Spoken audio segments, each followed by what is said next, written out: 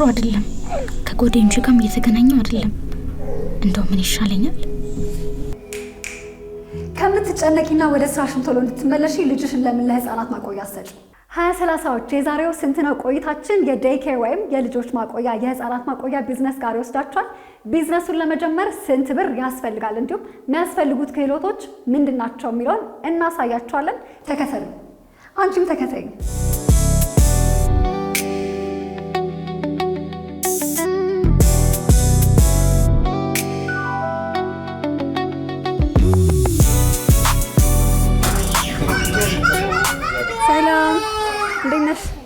ሰላም ሃይ እንዴት ናችሁ ሰላም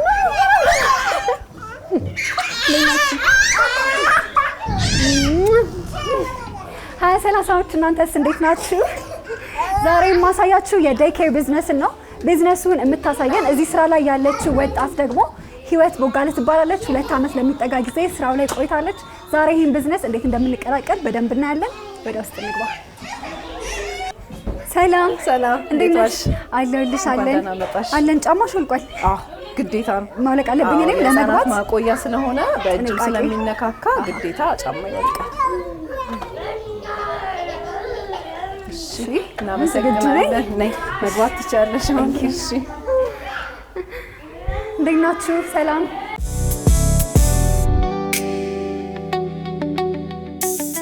ያው ዛሬ የዴይ ኬር ቢዝነስ ወይ የህፃናት ማቆያ ስራን ነው ማየት የፈለግነውና እኛ ወጣቶች ሆነን ልጅ ሳይኖረን እንዴት ነው ይሄንን ቢዝነስ መጀመር የምንችለው ከሚለው ሐሳብ ብጀምር በጣም ደስ ይለኛል እሺ በጣም ጥሩ ሐሳብ ነው ያው ማንኛውም ሰው መክፈት ይችላል የህፃናት ማቆያ ነገር ግን ዋናው በጣም የሚፈልገው አንደኛ ንጹህ ልብ ሊኖረው ይገባል ከተቻለ ደግሞ ባለበት ሃይማኖት እግዚአብሔር የሚፈራ ፈሪያ እግዚአብሔር ያለው መሆን አለበት ምክንያቱም እንሰራው በጣም ከተነሽ ልጆች ጋር ነውና በጣም እግዚአብሔር መፍራት አለብን ልባችንም ንጹህ ሊሆን ይገባል ያ ካለ ዝግጁ ነው ፋይናንሻል ያለው ነገር ሬዲስ ካደረግን ድረስ በትንሽ መጀመር ትችያለሽ በጣም በትንሽ መጀመር ትችያለሽ ከፍ አድርገሽ መጀመር ትችያለሽ እንደ አቅምሽ መጀመር ትችያለሽ ግን ዋናው የራስሽ ዝግጁነት ያስፈልጋል ከዛ በፊት ዝቅ ብለንም ከፍ ብለንም መጀመር እንችላለን አልሽኝና ያው አስፈላጊ የሚባሉ ነገሮች ደግሞ አሉ እንዳልሽው ልጆች ምንም አያውቁም ጥንቃቄ በደንብ ይፈልጋሉና አስፈላጊ የሚባሉት ነገሮች የትኞቹ ናቸው የሚለውን ንገሪንና እያየናቸው ብናወራ ደግሞ በደንብ ደስ ይለኛል ዋናው ያው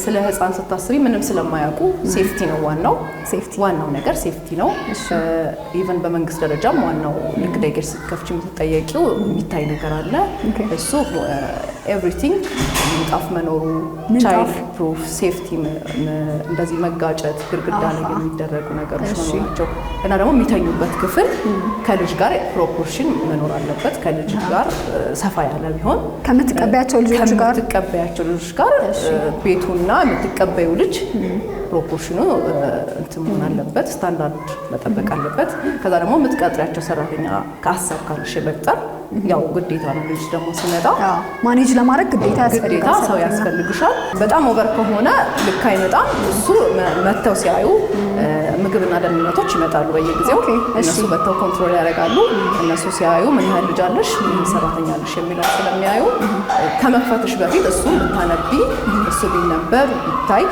የተወሰነ እውቀት ቢኖር ጥሩ የመጀመሪያው ነገር እዚህ ክፍል ስገባ የግድግዳዎቹ ስዕሎች አይኔን ከሳቡት ነገሮች መካከል ነውና ሰው ለህፃናት የሚሆኑም ናቸው አይደለ ስዕሎቹ ሰው ቢዝነሱን ለመጀመር ያስፈልጋል ብዬ አስባለሁ ይሄ ነገር አትራክት ለማድረግ ለመሳብ ልጆችን ቤታቸውም እንዲመስላቸው ስለዚህ ይሄኛው ምን ያክል ወጪ ያስወጣል ማይሽ አንቺም ስትገቢ አትራክት አረጋሽ ልጆችን ደግሞ እንደዛው ደስ ብሏቸው እንዲውሉ ቤቱን ደግሞ ልክ ስትገቢ ኢቨን ትልቅ ሰው ራሱ ሲገባ ደስ ይለዋልና ለነዚህ ያወጣነው አጠቃላይ ለቤቱ ወደ 20 ሺህ ብር አወጣናል ለግድግዳ ስዕልና ውጭ ላሉት ለተለጣጠፉት ስዕሎች በአጠቃላይ 20 ሺህ ብር ወደ 20 ሺህ ብር ገደማ አወጣናል ማለት ነው ሌላው ደግሞ እዚህ መሬቱ ላይ ህፃናቶች ወለል ጋር እንዳይጋጭ ይመስለኛል የተነጠፈው ምንጣፎቹ ለየትም ይላሉ አይደል እነዚህ ያው ግዴታ ነው አንደኛ ለቅዝቃዜው ሁለተኛ ደግሞ እዚህ ጋር ያው ልጅ ሲሮጥ ይወድቃል ምናምን እንደዛ እንዳይሆን ግዴታ ይሄ ያስፈልጋል ይሄ ስታንዳርዱን የጠበቀ ነው የኛ ወፍራም ነው በካሬ ሜትር እስከ 1200 ብር እኛ በገዛንበት ያው ከፋብሪካው ነው ሄደን የገዛ ነው። ተለቅ ስለሚል ቤታችን ምናልባት ገበያው ላይ ያለውን አላውቅም።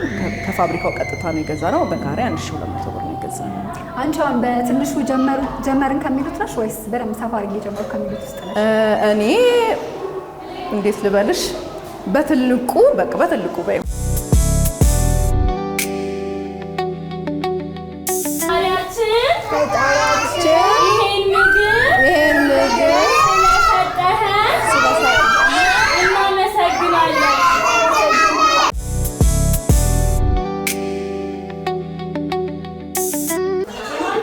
አሁን ልጆቻችንን ምሳ አብልተናል።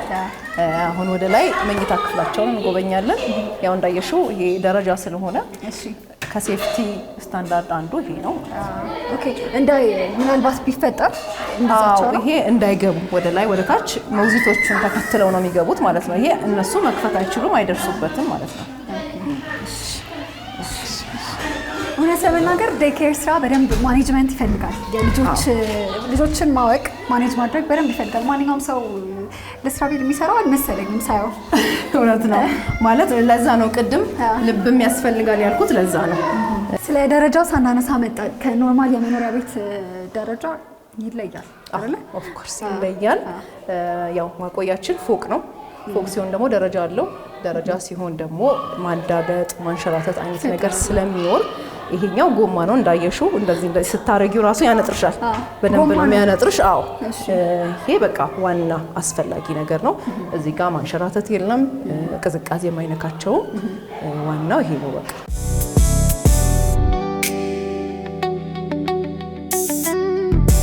ይሄ መተኛ ቦታቸው ነው። አዎ መተኛ ቦታቸው ነው። ተኙ ይላል አይደል? በጣም ኮምፎርታብል ይመስላል። አዎ ዋው። ይሄ እንኳን ህፃን ልጅ እኔ ትልቋንም ተኝ ያለ። አዎ ትንሽ አረፍ ማለት ትችያለሽ፣ ይመጣልሽ እና ይቻላል። ዴይኬር ላይ አይቻልም። ቀልድ ነው። ውጪ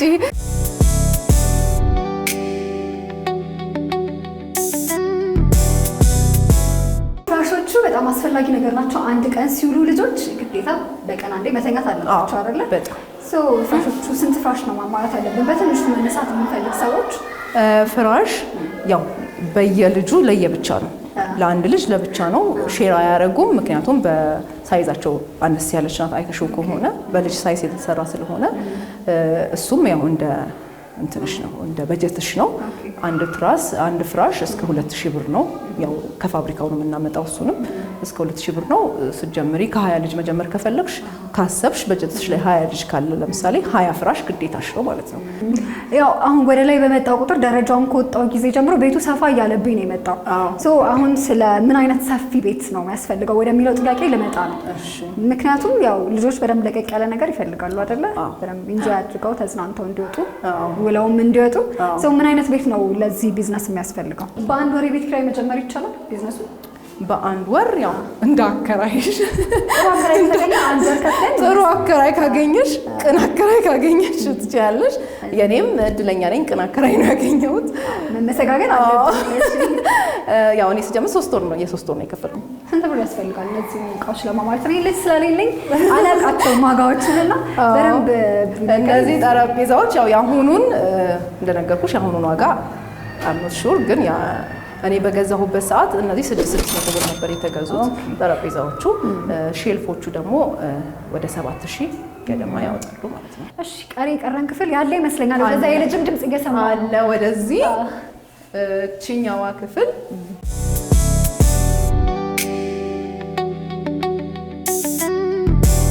ይሄ መጸዳጃ ቤታቸው ነው። እንዳየሽው ከለርፉል የሆኑ ፖፖች አሉን። እያንዳንዱ ልጅ ኤቭሪቲንግ ከለርፉል ነው። ግን አዎ ግዴታ ነው፣ ብራይት ነው። ልጆችን ሳብ ማድረግ አለበት እና እኛ አለን። ልጅ በተጠቀመ ቁጥር የሚጸዳ ሳኒታይዝ የሚደረጋለን። ቤተሰብ ደግሞ ፍላጎት ካለው ይዞ ይመጣል። ይሄም እንደ አንድ ብዙም ባይሆን 1 2 3 ፖፖ ቢዘጋጅ መጀመሪያ ሲጀመር መልካም ነው። ቆንጆ።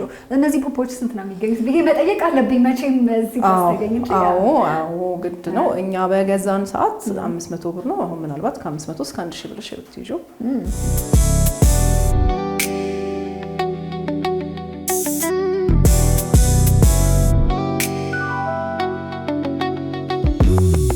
ቢዝነስ እውነት ለመናገር ቀላል ነው ማለት አልችልም። ብር ስላለን ብቻ እንግባበት አንልም። ናኒዎች ሞግዚቶች ብለሽኛል። ሞግዚቶች በጣም አስፈላጊ ናቸው ለዚህ ስራ። በትንሽ ደቂቃ ራሱ ማኔጅ ለማድረግ ትንሽ አስቸጋሪ ነው። ሰው የሞግዚት ወጪ ስንት ብር ነው ለሞግዚት በጀት ያደረግሽው? ለሞግዚት ከ5000 እስከ 10000 ኔት ማለት ነው። እዚህ ቢዝነስ ላይ ትልቅ ወጪ የቤት ኪራይ ይመስለኛል። እንደተባለው ያሉትን ነገሮች ሁሉ ለማሟላት ቆንጆ የሆነ ቤት ያስፈልጋል፣ ለልጆቹም ይመች። የቤት ኪራይ ስንት ብር እናዘጋጅ? የቤት ኪራይ እንደ ቤትሽ ጠበብ ያለም ሰፋም ያለም ማዘጋጀት ትችላለሽ። በእኛ ያው ልጆች ነው የምንከፍለው የቤት ኪራይ፣ ግን ከዚህ አነስ ያለም ሊኖር ይችላል፣ የጨመረም ሊሆን ይችላል። ያው በመጨረሻ እንግዲህ ወደ መጨረሱ እየሄድ ነው። ቢዝነሱን ለመጀመር ስንት ብር ያስፈልጋል የሚለውን ሀሳብ ጠቅለል አድርገን እንንገራቸውና እንሰነባበት። እሺ፣ ቢዝነሱን ለመጀመር ያው ከ500,000 ጀምሮ ወደ ላይ ማለት ነው። ወደ ታች አይወርድም። ወደ ታች ሊወርድም ይችላል፣ እስከ 300ም ሊመጣ ይችላል። እስከ ከ300,000 ብንለው ከ300,000 ጀምሮ እስከ ላይ ድረስ ያስፈልገናል ማለት ነው። ይህን ቢዝነስ ለመጀመር የሚፈልጉ የ20-30 ወጣቶች የምታስተላልፊ መልእክት አስተላልፊልንና እንጨርስ። ያው ወጣቶች ይሄን ቢዝነስ እሰራዋለሁ ወይ ማለት መስራት እችላለሁ ብሎ የሚያስቡ የልጅ ፍቅር ያላቸው ማንኛውም ከሆኑ ችግር የለውም። ራሳቸውን አብቅተው በማመን ሊሆን ይችላል፣ ስልጠና በመውሰድ ሊሆን ይችላል። ራሳቸውን አብቅተው መክፈት ይችላሉ። ያው ያልኩሽን መስፈርቶች ካሟሉ ማለት ነው። እና ያን ያህል በጣም እንትን የሚል ትልቅ ጥበብ የሚጠይቅ አይነት አይደለም። ንጹህ ልብ ካለሽ ምንም የሚሰራ አይነት ስራ ነው። ሴፍቲና ንጹህ ልባችሁን ይዛችሁ 300,000 ብር ጀምሮ ያለ ገንዘብ አዘጋጅታችሁ ግቡበት። በቃ ግቡበት። ደስ ብሏችሁ ነው የምትውሉት። በጣም ደስ ይላል። ስላገኘሁሽ ደስ ብሎኛል። አመሰግናለሁ። እኔም በጣም አመሰግናለሁ። እግዚአብሔር ይስጥልኝ። 20-30ዎች በዚህ ሳምንት የነበረን የስንት ነው ዝግጅታችን የዴይ ኬር ወይም የህፃናት ማቆያ ስራን ሲያሳያችሁ ነበር። ይህ ስራ ትንሽ ጊዜ ይወስዳል፣ ግን በእርግጠኝነት አትራፊ ነው። ፍቅርን የምታገኙበት ደስ የሚላችሁ አይነት ቢዝነስ ነው። እንድትሰሩት እናበረታታችኋለን። 20-30 ይቀጥላል። ቻው።